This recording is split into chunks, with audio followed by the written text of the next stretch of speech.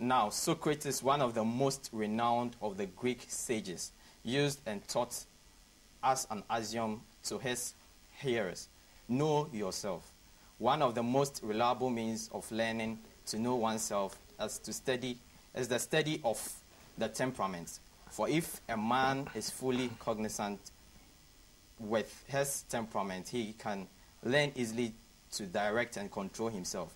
If he is able to discern the temperament of others, he can better understand and help them.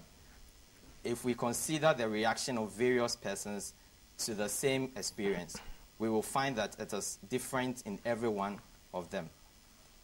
It may be quick and lasting, or slow but lasting, or it may be quick but of short duration, or slow and of short duration. This morning, I have in the studio my guest, Scofray Yabua. He's one of us. He's almost been one of us here at GBC. And then also I have my guest and our brother, Bernard Kumasenu. He is a clinical psychologist. You're welcome, gentlemen. Thank you. Thanks for having us. Now, temperament. We're looking at temperament. When you say temperament, what does it really entail and what is it? Well, I would say that the subject of temperament date back before the days of Hippocrates. It was believed to be the study of human from the humus era, way back ancient Egypt. But it's Hippocrates who sort of tried to document and give meaning to the study of temperament somewhere. And then there's this, in the canon of medicine, the Persian polymath, Avena, also gave detailed explanation to temperament. And in the field of science, in the study of psychology, the study of science, and they now have given meaning to, because it is the makeup of the human. Unlike Hippocrates, who sort of make it look like we relate because of our blood, we are like what we are because of blood, yellow bile, black bile, and the phlegms in the human makeup. Like I said, the Persian polymath rather took it to the next level, making it like our emotions, the way we think, the way we relate to situations, the way we respond. Okay. That is what characterizes into what they would term temperament. Actually, it's a Latin word, temporary, meaning mixed something. This is to tell us that we are human beings mixed of a lot of emotional stuff. And temperament, they're designed into 4 quadrants. Most people agree that it can be designed into 4 quadrants for you to study who a person is, whether you are a sanguine, which we mostly hear, whether you are a melancholic, whether you are phlegmatic, or you are a choleric. And either way you look at all these 4 things, it describes one person one way or the other. So temperament is generally your innate or your intrinsic strength and weaknesses for who you are as a human being. Okay, so the innate and intrinsic yeah, it's the innate and like the character or your makeup. You know, it is what, whether you like it or not, you will not create it there. Okay, so it's something that you are born with. Let me come to Mr. Kumasin. What do you add to so it's simply something that you are born with. It could be from your parents or your grandparent. So how you behave and then how you do a lot of things, that's what we call temperament. But when we talk about temperament, some people link it to personality. And then that brings us to the 4th, where we have temperament and personality. So can we give a clear distinction between temperament and then personality? Oh, okay. When we talk about temperament, that is the innate side. But the temperament is more or less the bedrock of personality. Yeah. So when we have temperament, then you are born, then you learn a lot of things in the society, your values, your education, and then your social environment could add to that temperament, making your personality. So your personality could be the constellation of your unique characteristics so as a human being. It's a kind of a subset of personality. Exactly. Temperament forms exactly. Of it. Exactly. Exactly. Yeah. So is it something that we learn? Is it acquired from inferred circumstances around us? When we talk about temperament, it's not what you learned, but personality is temperament plus what you learn. Yes. And what does it have to do with hereditary? Well, with temperament, it has so much to do with hereditary. I think Offset, we were saying that you could have two parents who are the quiet persons, who are reserved, they don't want trouble, and they will give birth to a child who is troublesome, outgoing, expressive, outspoken, and because they are not, they see the child to be, This is not That's not us. But for all you know, he is speaking after the mother's grandmother, whose attitude is just like that, outspoken, danceable, expressive, so it's hereditary. It is. But that brings me to a question where sometimes you don't know your great grandmother, you don't know how she behaved, and then you have a child like that. I mean, that's where it comes. Sometimes the challenge that that's becomes the beauty with our extended family those days.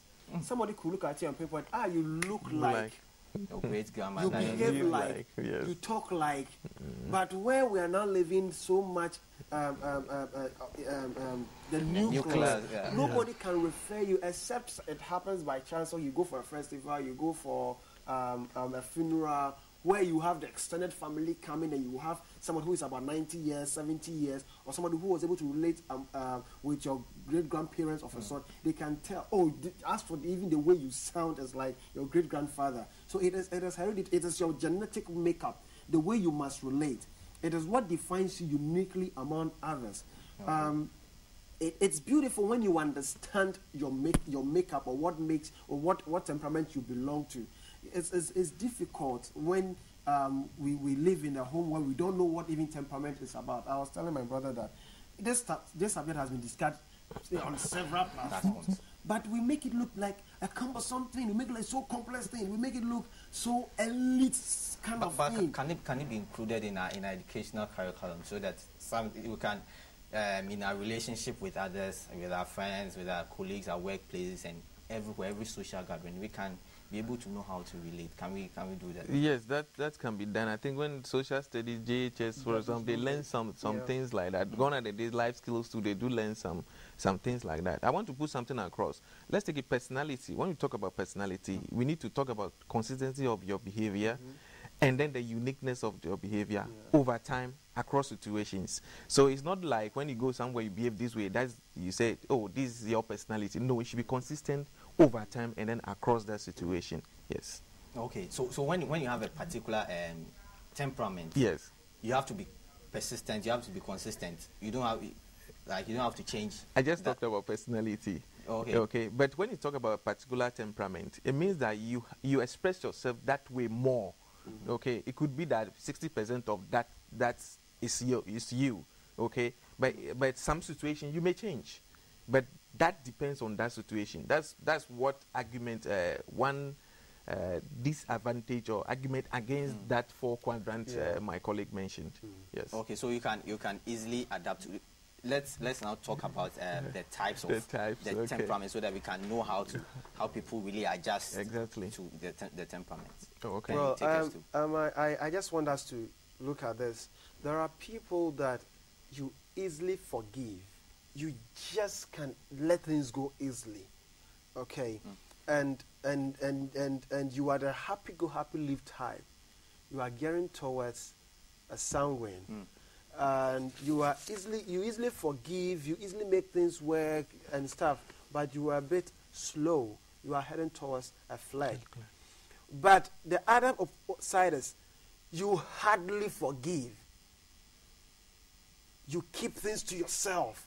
Whatever was said to you, you keep it to yourself. You brood over it. You don't really intend to retaliate. You are heading towards melancholy.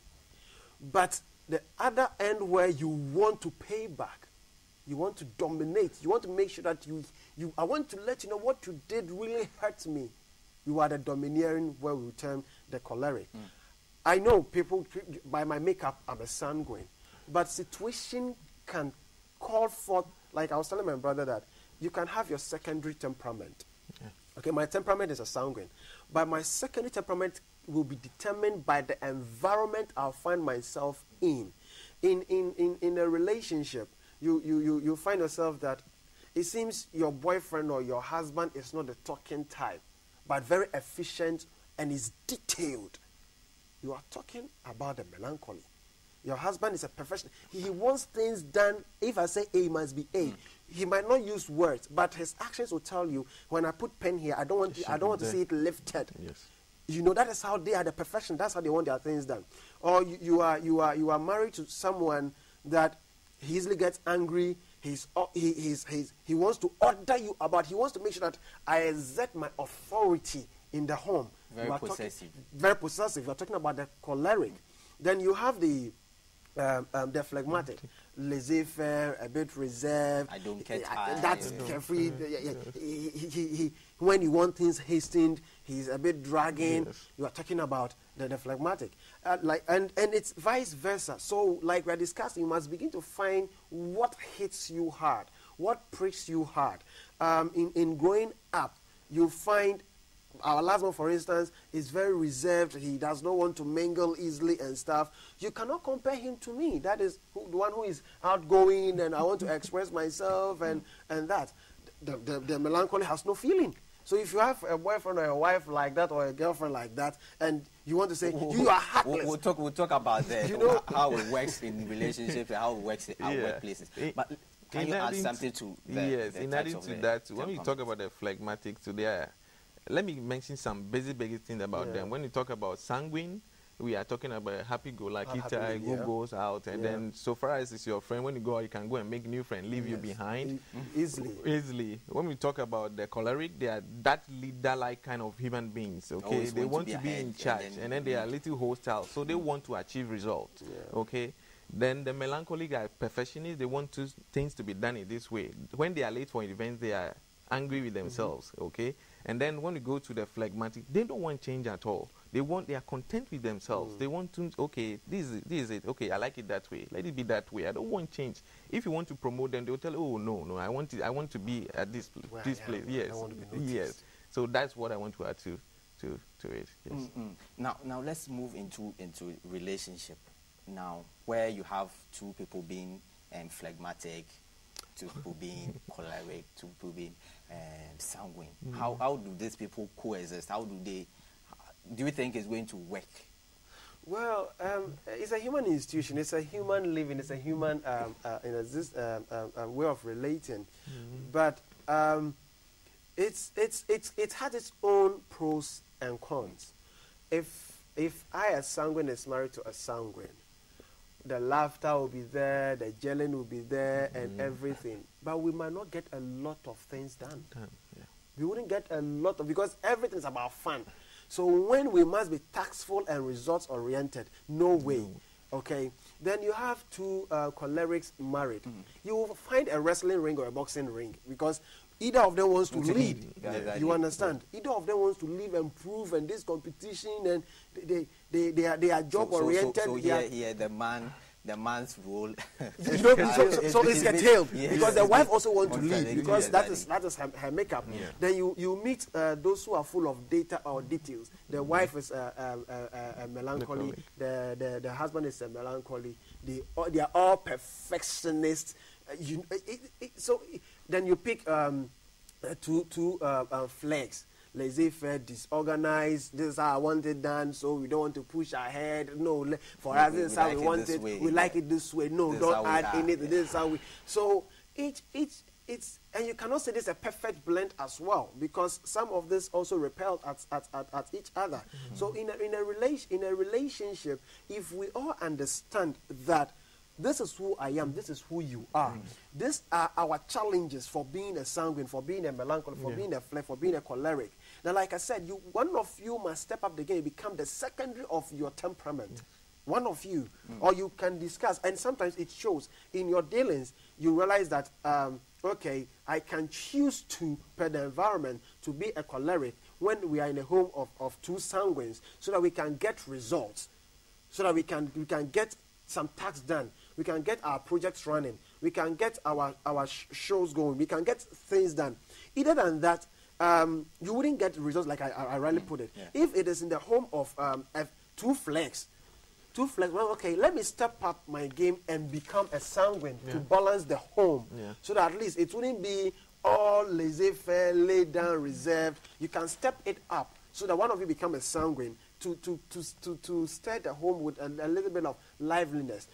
But the aspect that I was thinking of was two melancholies in their home.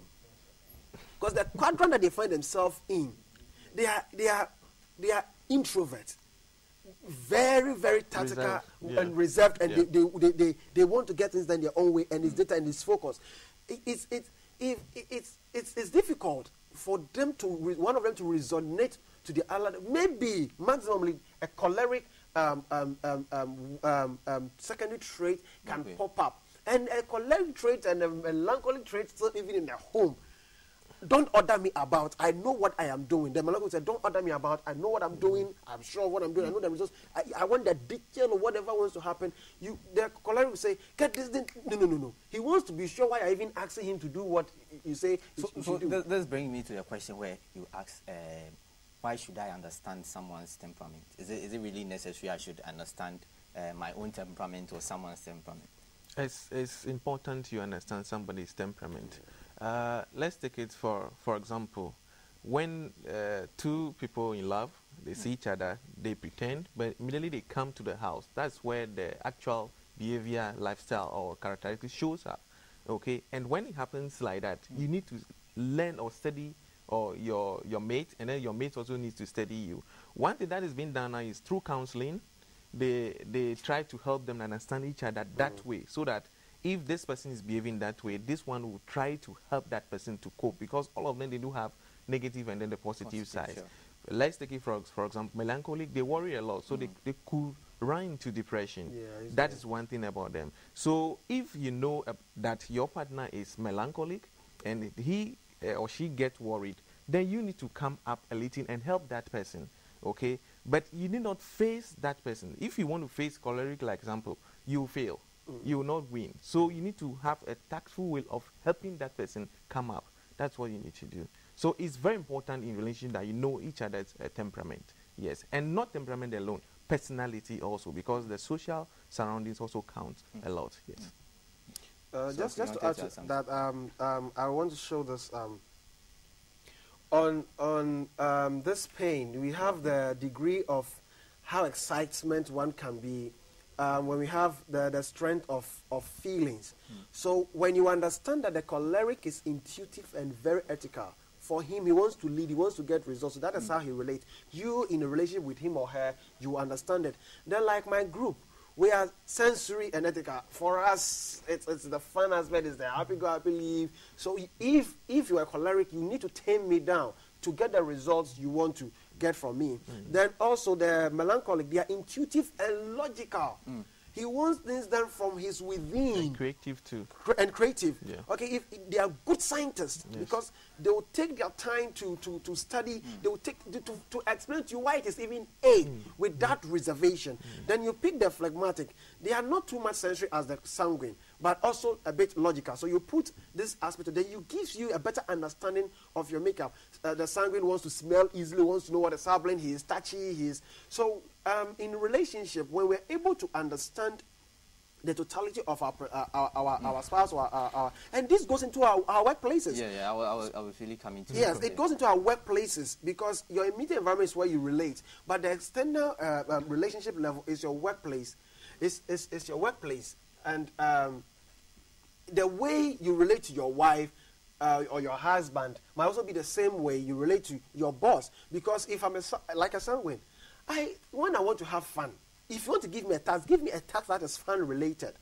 Or if I want to get a job done, music at the background, there is fun at the background, there is something. So if you, the boss, you don't understand my makeup and you want to get your results and you step on my toes, yes, I forgive easily. But I will let you know that, Charlie, you did not do well. You step on my toe. Yeah. I wouldn't let you go over it. I might not really react, but you know I don't like it. The same way, like if he's a melancholy and you place him where entertainment is, he will not function. But if you place him where it is research-oriented, where it is a detailed kind of something, the person will give you, you will be amazed. But are you aware that employers consider all these things, all these factors before placing people at where they're supposed to be? Temperament? In some situations, they do. Not to put people in a box, You could have a blend of 2 or some cases a blend of 3. So sometimes employers look for this one in this person and this one in this. Which one is the domineering one in such a person?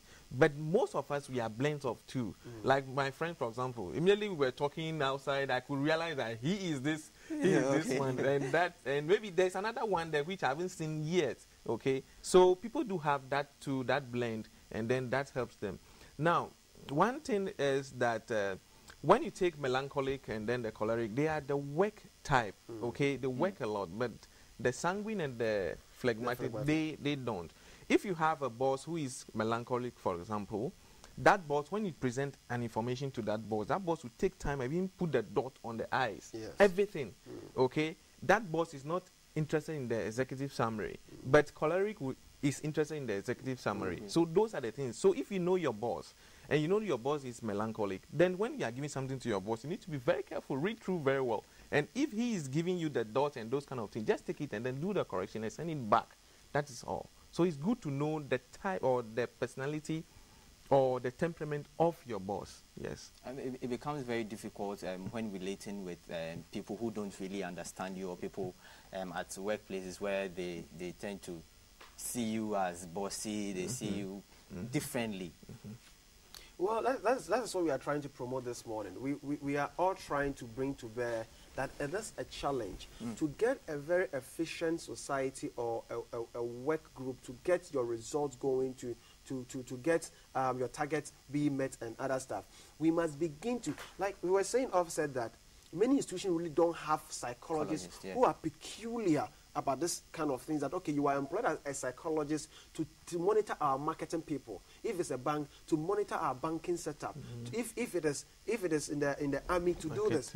And in other jurisdiction, before even you are employed, you take temperamental tests, so they can tell what is your when are you a choleric, when are you a sanguine, when are you a melancholy, when are you a phleg, so that they will know the unique task they want to give to you. Because if you go to school and a sanguine studying medicine, if he does not study it with if he's a blend of a melancholy, okay, where detail is oriented, and he's rather with a phleg, I don't know what kind of scientist he will be anyway, because he is the happy-go-happy fun type and stuff, so he does not have time for details. And we all know that science is a branch of study which is full of details, okay? And like he said, you have a boss who is a melancholy, full of details, and he asks you to write a report. The sanguine, you just want to script something fast and you want to go your way. Even you take it to him, and he gives you even how it should look like. And I'm the one who you assign me, and I'm telling you what I can do. It is not what you can do. It is what he has a melancholy. So at this stage, you have to adapt to what your boss really wants you to be done. Exactly. That is it. And then, but it becomes is difficult. It's difficult for a particular someone with a particular temperament to really adjust. I think it can happen, but it takes time. Yeah, it takes time. That's where personality comes in. Person, situation, variables. So if you are in a community or you're in a workplace and you know your boss is melancholic and your boss wants it, then you adapt. So the situation, the environment changes you to be that way. So it's not easy, but if you know, you adapt very well. Yes. You also understand it's for a moment. You know, if I must be a phleg to get the results for my boss or to get the results as a team, I will do it for a moment. So when we all hit the jackpot, I will start the dance. I'll quickly go and pull champagne. I'll quickly put the music. It's time to jubilate and have fun and stuff. So it's all part of the training. It's part of the process that, okay, we must get a task done. I'm a sanguine. What role can I play to get the result? The role I can play is to switch to my secondary, or tertiary temperament to get the results done. And it's always for a moment. What the secondary means? What the secondary means, if I'm a sanguine and I need to be a choleric to get the results done, maybe you're my friend and I'm your boss. Because we go out, have fun and everything, you might take that not to get the task done if you are assigned to one. So to get the task done, I just shut my teeth small, put up a face, bit demanding and commanding to get the results done. But you knowing my real me might take offense. What has come over you? All of a sudden, you are putting on this autocratic personality. What is wrong with you? Yeah. But because I want to get the job done, so that becomes my secondary temperament. Yeah. The moment I get the results, the moment I know, oh, Charlie, the contract is through, I'll quickly call you. This evening, let's go and sit somewhere. Charlie, everything is through. Then you go like, what is wrong with Scofray? I mean, this afternoon, he was so wild and huge on me. Does it have anything to do with mood swings? Yes. It does have issues with mood swings. But let's take a melancholic, for example. They have done mood swing, including the choleric type. So that's the domineering one. Okay. But when you go to the secondary, it's not mood swing per se, but just to adapt and help and work. So once you adapt, you just come back to your normal self again. Normal sense, you come back to your normal sense again. And then the tertiary one is also there. That's more or less the third blend. Yes. But adjusting, is it not compromising? Are you compromising? Yes, you always need to compromise. You need to compromise. Yes, or you have conflict. Yes. To avoid conflict, to get the job done, to also bring that unity and bond. You know, institutions are designed to make sure we all come on board with our varied skills, our varied orientations, our varied personalities, our varied understanding to issues, so we will get the job done. You must understand that it's for the sake of the results we want to get. So I must put up this. It is compromise. Compromise does not mean you are trading off your liberty. It means that I'm giving off a bit of my freedom to get a task done.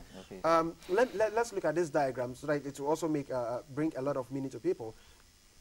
When you look at the green pane, you find out that like the Joshua kind of leadership, they are always the rationals, they are field marshals, they are inventors and architects, because they want to lead, they always want to be heard, they always want to be seen, they want to be bossy. Then when you look at the analytical, what we refer to as the melancholic, for them it's all about details. It's about being sure.